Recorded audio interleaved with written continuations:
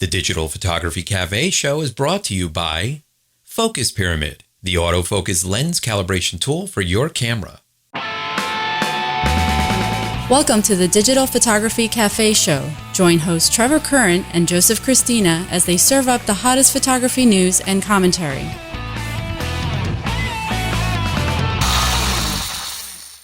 Hey everybody, welcome back to the show. This is episode 237. I'm Joseph Cristina here with my co-host, Trevor Current. How's it going, Trev? Oh, it's going great. How are you doing? Awesome. Very good, very good. Holidays are over, back into the swing of things. We did take a little hiatus for a couple of weeks trying to get everything in order. And one of the things that we were working on was, of course, getting everything backed up for the new year and upgrades. I did a lot of memory upgrades on the machines and a bunch of other things. So I think that's something that we should talk about today. What do you think? Yeah, I think so. You know, beginning of the year, new resolutions, right? We go through the entire year. We get to the end of the year and you go, oh my gosh, I've got files all over the place. Nothing is backed up. I really should have an off-site backup. I don't have that going. So I think, yeah, it's really a good time to take a look at our procedures for file management and think about what we can do to improve them for 2017. Yeah, I mean, everyone is different. I know you guys out there most of you are photographers or some type of creatives, right? We make large amounts of data all the time, right? So if you are a photographer, you have a lot of raw images that take up a lot of data. If you are a hybrid photographer, like we are here in the studio, there's a lot of video associated also. So you have all of the photo and video. Right. And we know that video just takes a ton of data. Huge. For me, you know, I'm up to about 200,000, 250,000, $250,000, sometimes even more photos per year is what we're currently doing in the studio. And as far as video, it's just gigs and gigs and gigs and gigs. It's just crazy amounts. I mean, just the show alone, Digital Photography Cafe, we're on episode 237 now, right? So you're talking about a lot of back data, a lot of raw data from all those past shows also. So This is the thing that for me, that I've been working on, coming up with this in the new year here, is trying to figure out a system to kind of get everything together. Now, I know a lot, maybe you as well as people that are listening, they have stuff like this, right? You have like maybe a handful of these little My Passports, Right.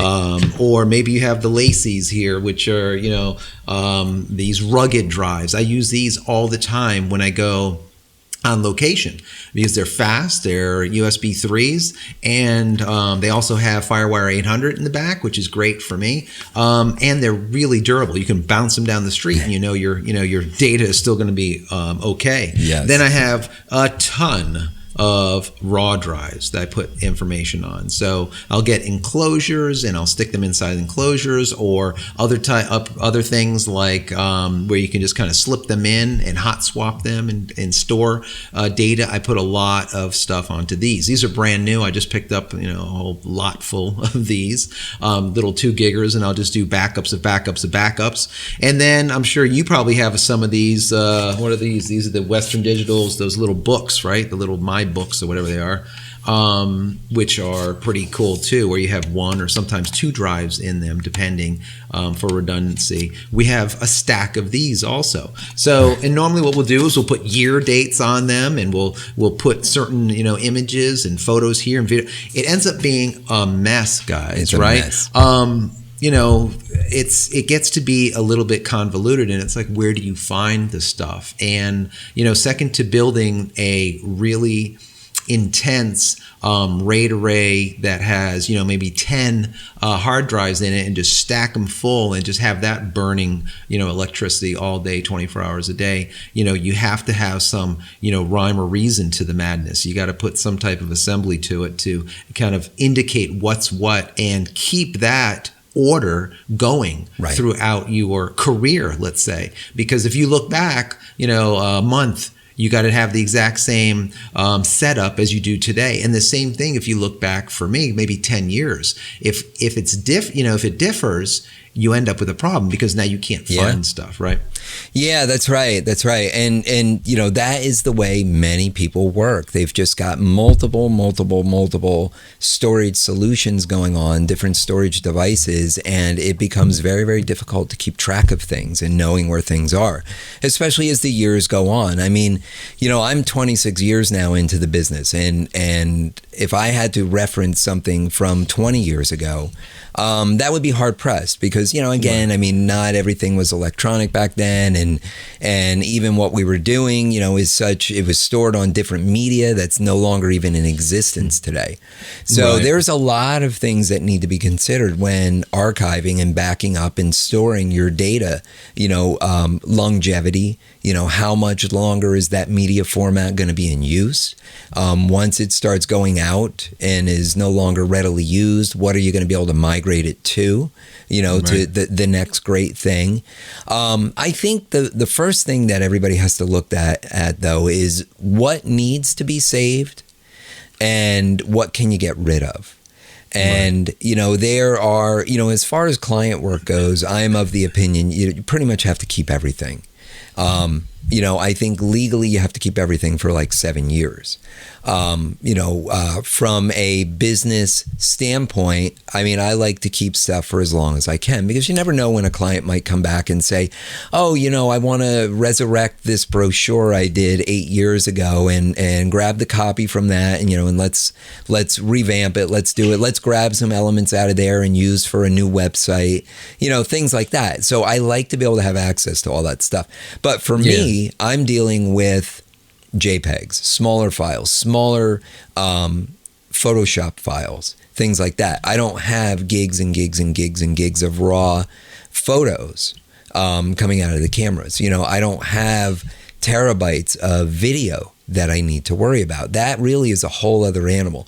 And in that, I would say that's when you have to really start drawing the line as to what you keep and how long you keep it, because you can't keep terabytes of video indefinitely. It's just not. Absolutely. It's not possible. It's not possible. Yeah, and just like you said, clients might come back down the road, and that happens to me all the time. I'll have someone that maybe I shot about 15, 20 years ago, and they'll say, do you remember that shoot that we did? It was on the beach and this, that, and the other thing. I really, I was 20 years younger, and I thought it came out fabulous, and I want to make a wall print of it. Or something like this. I want to relive my youth. Yeah. Exactly. Or a lot of times I'll get things that are literally 4 or 5 years ago, and they were doing like an ad campaign, and they want to revisit that ad campaign because all the rest of the ad campaigns from then to now are shites, right? They're just complete crap. And now that specific image that we created for that specific time did so much better than what they're doing now. They want to revisit it. Do you have that file?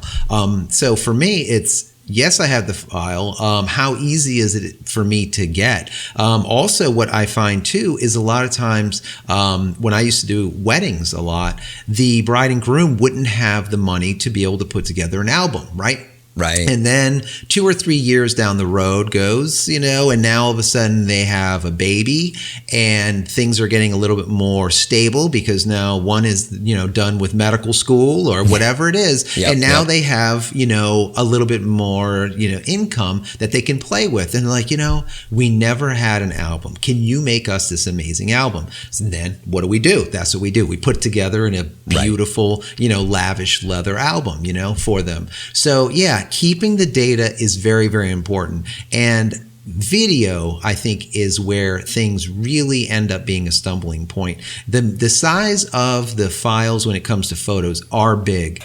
And now that we're getting bigger and bigger and larger megapixel cameras, these files are getting larger and larger and larger. And like you said, what do you keep? Now, if it's not for a client and you need to keep everything, I would say when you make your first selections, you have 1-star, 2-star, 3-star, 4-star, 5-star might be your production work. Those 1 stars I think you keep from there all the way up to 5 stars. I think if you really didn't like the image because it didn't even get a 1 star because there was a blink or there was something that was just off in it, right. I think at that point you can just get rid of it. And using, a program like Aftershot or Lightroom or whatever you use for management makes it easy to be able to say, okay, highlight everything that doesn't have a 1 to 5 star, and let's go ahead and delete all those. So that is definitely something to look at. But when it comes to video, like you said, that's a whole horse of another color, right? Yeah, well, if you do video work for a client,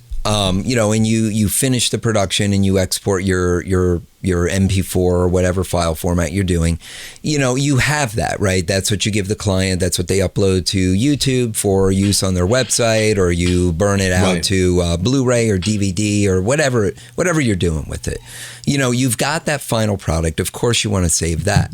Now, your working files, all your raw files, you probably want to save that as well, because what if they want to do a re-edit someday? What if they want to add in some additional photos? What if they, God forbid, there was a typo in a name or some text somewhere in this production? Obviously you need to be able to go back in and edit that.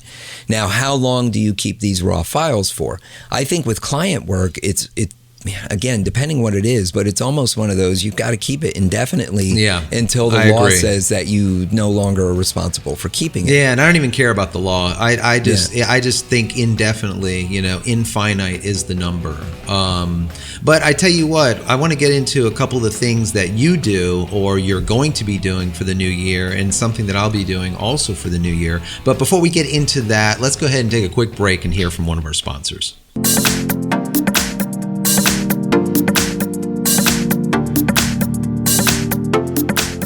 It's no secret, there's never enough time, especially when it comes to editing our photos.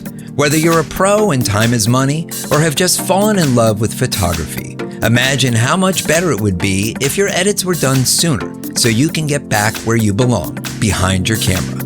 Make that dream a reality with Aftershot Pro 3 from Corel, the world's fastest way to sort, select, and perfect your photos. How fast? Try up to 4 times faster than Lightroom. Aftershot works to fit your workflow by adding new cameras over the web, so you only get what you need. No bloat from unneeded profiles. Create your own plugins, add custom lens corrections, plus find all kinds of presets right in-app. For just $79 with no subscription, you can't go wrong. Don't sit on the fence, try it out. Visit aftershotpro.com/DPC to get your free 30-day trial for Windows, Mac, or Linux, and try before you buy. All right, we're back, and now let's get into kind of like what we're doing as far as our storage solutions. Joe, I know that you're in the process of trying to consolidate all of that madness you have going on down there. And I think now, beginning of the year, we're in January, hardly into it yet. Now is the time to really put these new practices in place. So what are you thinking of doing down there? How are you going to consolidate that?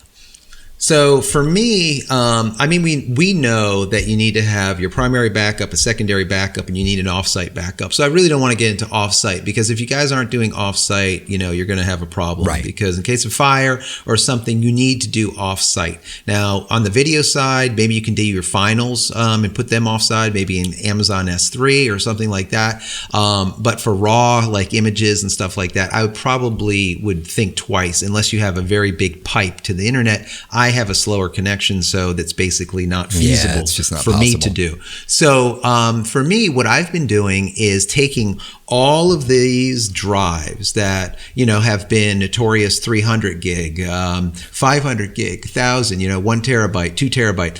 And what I'm doing is I'm buying the largest drives that I can, 5, 6 terabyte drives. Right. And what I'm going to do is, instead of doing year by year by year, what I'm going to do is I'm going to do, let's say, all of photos for a specific period of time.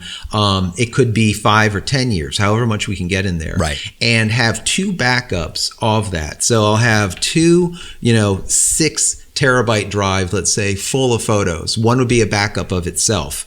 One would be on site and one would be off site, and constantly keep that churning. And when those fill up, then I'll go on to the next one. But until then, what will happen is instead of me only having, let's say, 2 terabytes of photos available to me, I will literally now have 6, which will end up being, instead of only, let's say a couple of years, I might have 5 years, right, or possibly even 10 years, sure, of photos available to me. And that's really important to me because, there's so many times clients come in, and they'll say, listen, you did, something for me. There was a gala or something, 5 years from now, and my father was there. He just passed away. We love this picture. Your picture you took was the best picture that he ever had of himself. Right. We want to have that picture for the tombstone. And I've had this stuff happen, and it's like at that point, you need to be able to turn it around really quick because they need it right away. Yeah. And I can't go and start sticking in drives and this drive and that drive and which one was it and what year was it and go back to contract. Yep. Oh, that was 2006. All right, so which drive has 2006 labeled on it? It gets to be just a hokey mess, you know? Yeah. So for me, I'm trying to, going into the new year, put as much data accessible to me at any given time into one spot. Now, I have like G-RAID drives, so I was thinking also about using like a G-RAID for clustering and putting together a RAID array of data. But for me, I am not a fan of RAIDs, just for the sole reason, if the RAID goes bad, your data is bad. If the RAID card goes bad, your data is bad. If, if something internal goes on the RAID array, you lose all of your data because most of the time these RAIDs are proprietary RAIDs unless you build it yourself, like I can do, but I just don't have it in me to do it. Right. So for you, I know you have a solution also that you absolutely love, and that's Drobo, which does something similar to that with a proprietary RAID array. But, you obviously have a lot less data than what we have in studio with millions of photos. Well, yeah, that's it. I've been using my Drobos for many, many years. And for the type of work that I do with the graphic design, the web design, obviously photography too, but not volume photography. I mean, I'm not shooting weddings. I'm not shooting events. I don't, have millions of photos that I need to contend with. So taking that out of the loop, what works for me is I use a Drobo 4-bay as a primary, let's say, file server. That's my primary drive. All client files, all files are stored on that. And the Drobo by nature is redundant. So it is backing up the data to other drives within the unit. So if at any point in time one of those drives goes bad, you can literally pull the drive out, insert another drive, and it repopulates that drive off of the data from the other drives. Right. Now, if the enclosure goes bad, well, it's another issue, but at that point, I have actually spoken to Drobo about this, you can get a newer unit, whatever the latest model is, and slip those drives into it, and it will repopulate, and they will be usable once again. Right, and that goes back to backwards compatibility. Did you get Drobo 1 that was 6 years ago that is no longer the architecture compatible with the Drobo 8 that, or whatever it is? Well, my understanding is that it is in the Drobo space, it is compatible. In another RAID space, I couldn't answer. Yeah, and that's where I would suggest to you guys, if you guys want to do a RAID array of any kind, like the G-RAIDs, I really love them a lot. Drobo, Trevor is a big fan of Drobo. Right. I would say go with a RAID company that has been around for a lengthy period of time, that seems to be very stable, and they're going to be around. Make a phone call to them, like if there was a technical support issue that you might have that's not real, and see how long it takes for them to answer it. That's really going to tell you a lot about the company and how it's going to handle your situation if there is a situation. If a situation ever arises, you'll be able to take care of it, and that they're not kind of like, fly by night and they just disappear, or they're just not answering their phones, or you're getting a machine or an answering machine, or they say send email, or you talk to someone in Bangladesh and you have not a clue what the hell they're even saying to you, right? Yeah. And that's notorious with tech companies, So Sure. It's something that you need to think about whenever you're rating anything for longevity. So yeah, absolutely. And then what I do after I have my primary drive, I use Time Machine just because I have it on my Mac, and I back that primary Drobo up to a secondary Drobo, so that's a backup. Right. So the Drobos in and of themselves are redundant. Then I'm using Time Machine to do incremental backups to another Drobo, which is redundant. Right. So that in-house, I'm pretty well protected. I mean, I've got everything I need. If any of the drives go down, I'm going to be able to get data. The second part of the puzzle is the off-site backup. Right. So again, my file sizes for my clients in general are smaller in comparison to video files or millions of raw photo files. Right. So for me to back up client files over to Amazon S3 is not a problem. And I use a software, it's called ARQ Backup, ARQ Backup. It's arqbackup.com. What I like about that is it will do incremental backups. You can put it up on Amazon S3. You can put it up on Amazon Glacier. You could do it to Dropbox. You could do it all over the place. You can even do it to your own NAS drive. You can do it to a web server that you have. If you have a web server somewhere with a ton of storage, you can give it SFTP credentials and actually send the files up to your web server. Lots of options to get it off-site, which I truly love. The dilemma I ran into is, so I use another Mac as a file server. I use file sharing, and I connect that Mac through my network through Ethernet. I got gigabit Ethernet in the office here, so it's plenty fast. Again, smaller files. I'm not doing video directly off it. I'm not doing audio directly off it, so I don't have to worry about the latency, the slowdowns that happens with that protocol. The problem I ran into is my Mac Mini died, and there goes your file server. There goes my file server. So luckily I had another Mac here in the office, so I took that and I have my 2006 Mac Pro that I was no longer using as a primary machine because I have newer computers.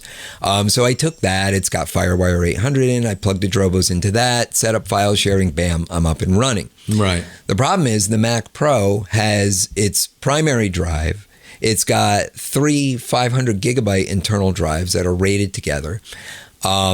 It's got how many fans? How big is that motherboard? How much heat and electricity? Yeah, so in the winter you can use that as a heating element. It's a portable heater, right? Yeah, and then the clock that's outside that's counting the amount of kilowatts that you're using. It's just spinning away. It's just sitting there spinning. Yeah. So yeah, that's always that's an issue. It's always backup is always an issue, guys. But no matter what, you have to get it right for yourself, and no one can really tell you what is right for you. It really, to me, is based around how much data you have to back up. Like what you're saying is putting stuff up to S3, putting stuff up into the cloud. Right. Well, if you have a small pipe up and you're not even being able to upload at a meg, it's just not even possible. Okay, so you have to be very thoughtful as far as what do you need it to do, and where do you need it to live? So that's right. For me, you always want to have your primary backup in your studio or wherever your room is that you work. Could be in your bedroom.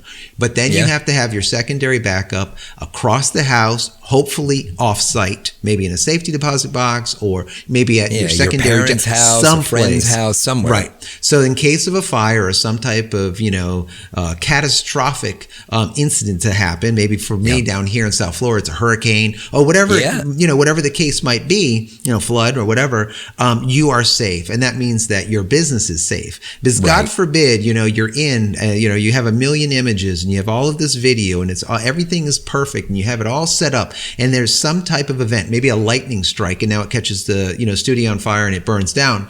You literally end up not only losing everything, but you lost your business. Your business is gone.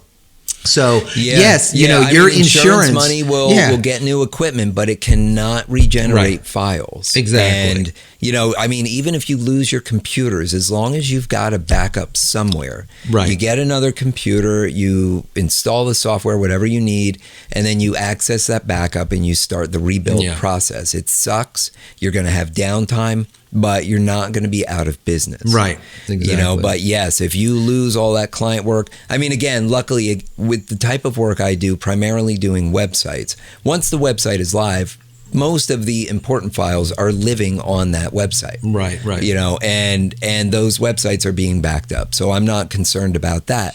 But the raw PSD files that I use to create a lot of the graphics or the text or, all of the larger images that I reduce down, and then the client comes back and says, yeah, now we want to make a poster or we want to make a store display from that image. Oh, crap, I don't have that image anymore. I lost it. That's not an excuse. The clients do not want to hear that. No. That's how you lose the client really quick. So anyways, guys, bottom line here, 2017, backing up, keeping yourself safe, keeping your data safe. How do you do it? So Trevor and I guess, want to kind of put that question out to you guys, because what we do or what we say, might not be for you. We want to know, what do you do? What is your architecture? What is the way, what's your matrix? How do you put together your data? What do you do? Because every time that you share with the community, it helps us out, it helps the community out, and inadvertently it helps yourself out too, because everyone starts sharing. So, coming into the new year, we want to get a lot more sharing going on. There's so many thousands and thousands of you guys that are listening. We want you guys to start interacting, So starting out, let's figure out what is it that you guys do for backing up. If you're doing something new or you're doing something cool and you have some program that's just freaking awesome, tell us about it and we'll talk about it. We'll talk about it on the show. So Absolutely. If you're watching this on YouTube, leave it in the comments down below. Right. If you're listening to the audio, head over to our website, shoot us an email through the contact form. Tweet to us, post it to our Facebook page, whatever. But let us know what you're doing. Let's share some ideas. Yeah, absolutely. So, all right, we're out of here, right? Yes, we are.